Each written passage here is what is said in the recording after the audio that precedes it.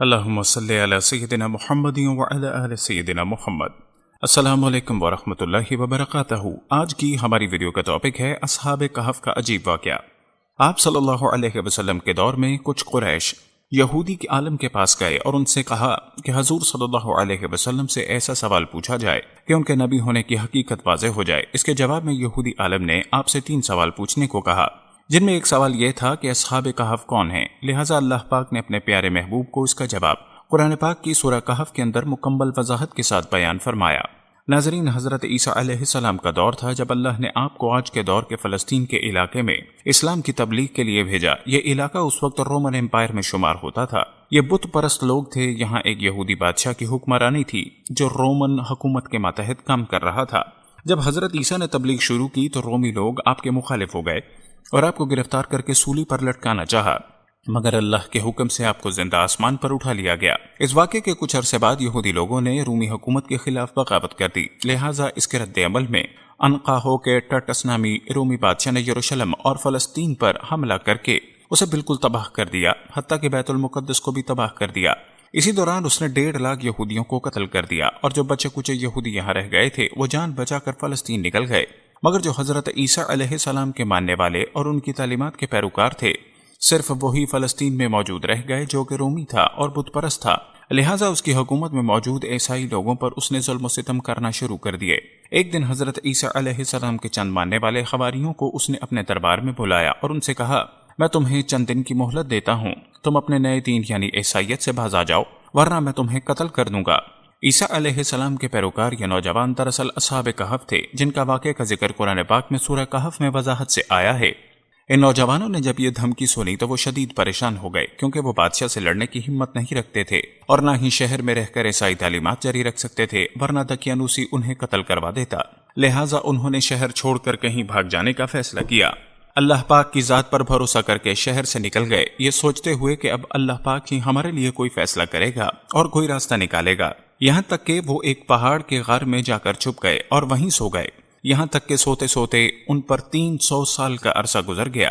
اور چند نوجوانوں نے جب غار میں پناہ لی تو دعا کی کہ اے ہمارے پروردگار، ہمیں اپنے پاس سے رحمت عطا فرما اور ہمارے کام میں ہمارے لیے آسانی کر دے۔ پس ہم نے ان کے کانوں پر گنتی کے کئی سال تک اس غار میں پردے ڈال دیے۔ دقیانوس نے جب ان لوگوں کو تلاش کروایا تو معلوم ہوا کہ یہ لوگ اسی غار میں موجود ہیں۔ اسے بہت غصہ آیا اور حکم دیا کہ غار کو ایک مضبوط دیوار سے بند کر دیا جائے تاکہ یہ لوگ اندر ہی مر جائیں۔ بادشاہ نے جس شخص کے ذمے یہ کام لگایا وہ بہت ہی نیک اور ایماندار تھا۔ اس نے اصحاب کہف کے نام اور ان کی تعداد اور پورا واقعہ ایک تختی پر لکھوا کر لوہے کے صندوق میں رکھ کر دیواروں کی بنیادوں میں رکھ دیا اور ایک تختی شاہی خزانے میں رکھوا دی۔ ان 300 سال کے دوران دقیانوس بادشاہ مر گیا اور کئی بادشاہ اور حکومتیں آئیں اور چلی گئیں، یہاں تک کہ 300 عیسوی رومن امپائر نے بھی عیسائیت اختیار کر لی۔ 440 عیسوی میں بیدروس نامی عیسائی بادشاہ کی حکومت آئی، جو کہ ایک نیک دل اور انصاف پسند بادشاہ تھا۔ اس نے 68 سال تک حکومت کی۔ اس کے دور میں مذہبی فرقہ پسندی جب عروج پر پہنچ گئی اور لوگوں میں مرنے کے بعد دوبارہ زندہ کیے جانے اور قیامت کا یقین ختم ہوتا جا رہا تھا، یہ حال دیکھ کر بادشاہ بہت رنجیدہ ہوا اور اللہ سے دعا کی کہ اے اللہ، کچھ ایسی نشانی ظاہر فرما کہ میری قوم کے لوگوں کا ایمان پھر سے تازہ ہو جائے، انہیں قیامت مرنے کے بعد دوبارہ زندہ کیے جانے اور ایک خدا کا یقین ہو جائے۔ اللہ نے اس کی یہ دعا قبول فرمائی۔ لہٰذا ایک روز ایک چرواہا اپنی بکریوں کے ٹھہرانے کے لیے اس غار کے پاس پہنچا۔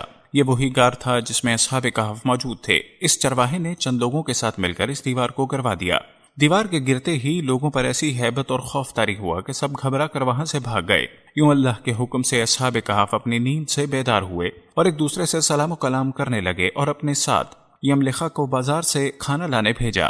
جب یملخا بازار پہنچے تو یہ دیکھ کر حیران رہ گئے کہ شہر میں ہر طرف اسلام کا چرچا ہے، یہاں تک کہ لوگ اعلانیہ حضرت عیسیٰ علیہ السلام کا کلمہ پڑھ رہے ہیں اور ان کی تعلیمات پر عمل بھی کر رہے ہیں۔ اس کشمکش میں یملخا نے کھانے کے عوض اپنے زمانے کے سکے دکاندار کو دیے۔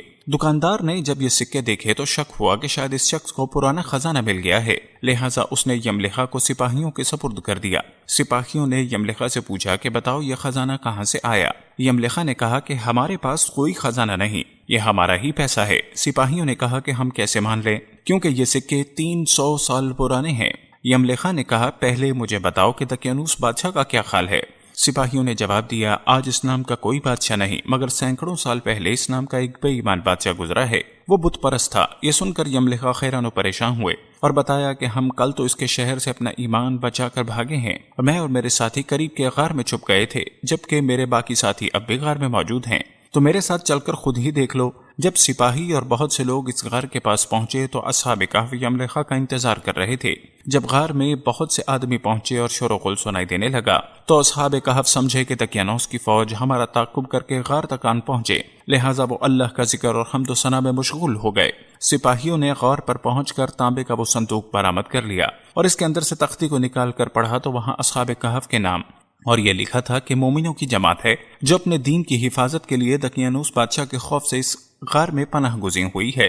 दकियानूस ने इस गार का मुंह बंद करवा दिया है। सिपाही ये देखकर हैरान और परेशान रह गए। जब कुछ समझ न आया तो अपने बादशाह बैदरूस को अतला दी।